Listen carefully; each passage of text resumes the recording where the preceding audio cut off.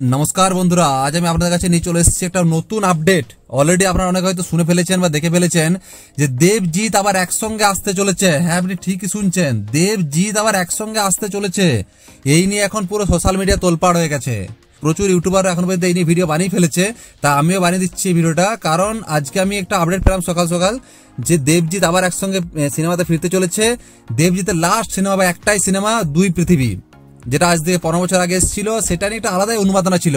একদিকে দেবের ফ্যান, একদিকে জিতের ফ্যান, তারা বরাবর অপোজিট সাইডে থাকে। তারা একসঙ্গে মিলেমিশে দুজনকে জড়াজড়ি করে হাসাহাসি করছে, এনজয় করছিল সেই লাইফটাকে।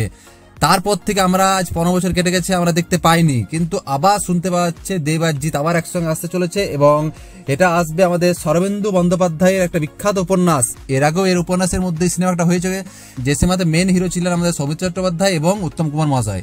এখন যারা আমরা দেবজিতের ফ্যান, তো আমরা একদম ওয়েট করে বসে আছি যে তারা একসঙ্গে কখন সিনেমা করবে। এবং আপনি শুনলে অবাক হবেন যে এই সিনেমার নায়িকা বাছা হচ্ছে, জানেন? এই সিনেমার নায়িকা বাছা হচ্ছে শুভশ্রী গাঙ্গুলিকে। হ্যাঁ, আপনি ঠিকই শুনছেন। মানে আমরা তো ওয়েট করেছিলাম এই যে একসঙ্গে দেব আর শুভশ্রী আসবে, আবার সিনেমা করবে ধূমকেতুর পরে, আমরা তো ওয়েট করেছিলামই। কিন্তু আবার শোনা যাচ্ছে এখন যে দেব শুভশ্রীর সাথে জিৎ, মানে দেব জিৎ শুভশ্রী ফাটাফাটি, পুরো আগুন লেগে যাবে বক্স অফিসে, সুপারহিট, সবচেয়ে পুরো হল হাউসফুল চলবে। সেটা আর বেশি ওয়েট নয়। কিন্তু এখন এটা নিয়ে ডাইরেক্টর কে হবে সেটাও সন্দেহ আছে, কারণ অনেকে বলছে রাজ চক্রবর্তী খুব ভালো হয়।